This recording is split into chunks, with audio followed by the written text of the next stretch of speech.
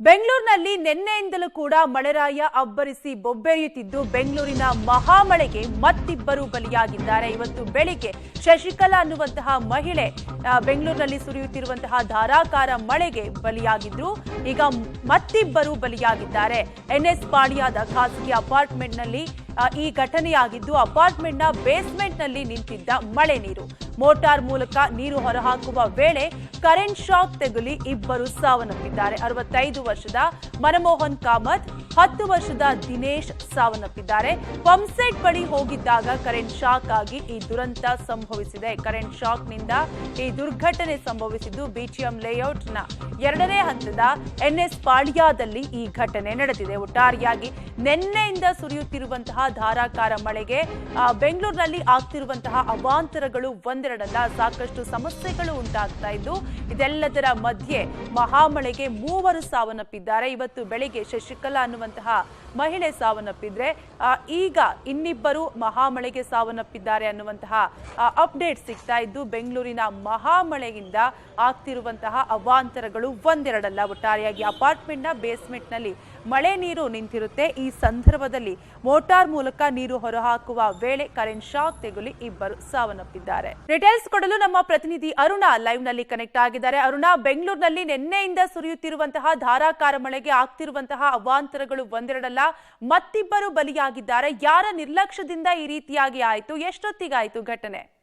S ಕಾವ್ಯ, ಇವತ್ತು ಬೆಳಗ್ಗೆಯಿಂದ ಸುರಿದಂತಹ ಮಳೆ ಸಾಕಷ್ಟು ಅನಾಹುತಗಳನ್ನ ಉಂಟು ಮಾಡಿದೆ. ಬೆಂಗಳೂರಿನಲ್ಲಿ ಬೆಳಗ್ಗೆಯಿಂದ ಅಂದರೆ ಇವತ್ತಿನವರೆಗೂ ಕೂಡ 3 ಜನ ಕೂಡ ಈ ಒಂದು ಮಳೆಗೆ ಬಲಿಯಾಗಿದ್ದಾರೆ.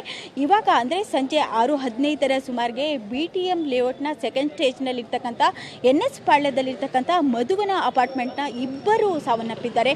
ನೋಡಬಹುದಾಗಿದೆ, ಈ ಒಂದು ಮಧುವನ ಅಪಾರ್ಟ್ಮೆಂಟ್ನಲ್ಲಿ ಪ್ರಮುಖವಾಗಿ 4 ಫ್ಲ್ಯಾಟ್ಗಳು ಇರ್ತವೆ.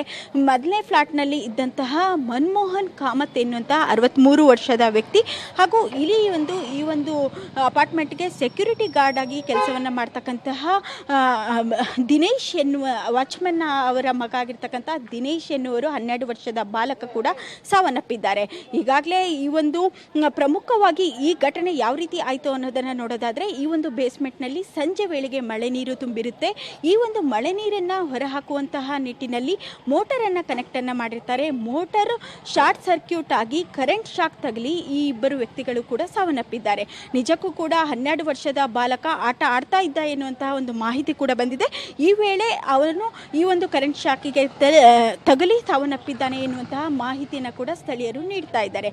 ಪ್ರಮುಖವಾಗಿ ಇವರಿಬ್ಬರ ಒಂದು ಮೃತದೇಹವನ್ನು ಈಗಾಗಲೇ ಸೇಂಟ್ ಜಾನ್ಸ್ ಆಸ್ಪತ್ರೆಯಲ್ಲಿ ಇಡಲಾಗಿದೆ. ಈ ಒಂದು ಅಪಾರ್ಟ್ಮೆಂಟ್ಗೆ ಬ್ಯಾರಿಕೇಡನ್ನು ಹಾಕಿಬಿಟ್ಟು ಕ್ಲೋಸ್ ಮಾಡುವಂತಹ ಒಂದು ಕೆಲಸಕ್ಕೂ ಕೂಡ ಮುಂದಾಗಿದ್ದಾರೆ. ಪ್ರಮುಖವಾಗಿ ನೇಪಾಳದ ಮೂಲದವರಾಗಿರ್ತಕ್ಕಂಥ ವ್ಯಕ್ತಿ ಕೆಲಸವನ್ನು ಅರಿಸಿ ಬೆಂಗಳೂರಿಗೆ ಬಂದಿದ್ರು. ಈ ಒಂದು ಬೇಸ್ಮೆಂಟ್ನಲ್ಲಿ ವಾಚ್ಮನ್ ಆಗಿ ಕೆಲಸವನ್ನು ಮಾಡ್ತಾ ಇದ್ರು. ನಿಜಕ್ಕೂ ಕೂಡ ಅವರು ಮಗನನ್ನು ಕಳೆದುಕೊಂಡಿರ್ಬೋದು. ಜೊತೆಗೆ 1ನೇ ಫ್ಲ್ಯಾಟ್ನ ಓನರ್ ಆಗಿರ್ತಕ್ಕಂಥ ಮನಮೋಹನ್ ಎನ್ನುವಂತಹ 63 ವರ್ಷದ ವ್ಯಕ್ತಿ ಕೂಡ ಸಾವನ್ನಪ್ಪಿದ್ದಾರೆ. ಈಗಾಗಲೇ ಇಲ್ಲಿ ಈ ಒಂದು ಅಪಾರ್ಟ್ಮೆಂಟ್ನ ಮುಂಭಾಗದಲ್ಲಿಯೂ ಕೂಡ ಅವರ ಕುಟುಂಬಸ್ಥರು ಕೂಡ ನಡೆದಿದ್ದಾರೆ. ಯಾರನ್ನೂ ಕೂಡ ಪೊಲೀಸರು ಕೂಡ ಬಿಡ್ತಾ ಇಲ್ಲ. ಬ್ಯಾರಿಕೇಡನ್ನು ಹಾಕಿಬಿಟ್ಟು ಸಂಪೂರ್ಣವಾಗಿ ಕ್ಲೋಸ್ ಮಾಡುವಂತಹ ಕೆಲಸಕ್ಕೆ ಪೊಲೀಸರು ಮುಂದಾಗಿದ್ದಾರೆ. ಕಾವ್ಯ, ಥ್ಯಾಂಕ್ ಯು ಅರುಣಾ ಡೀಟೇಲ್ಸ್ಗಾಗಿ.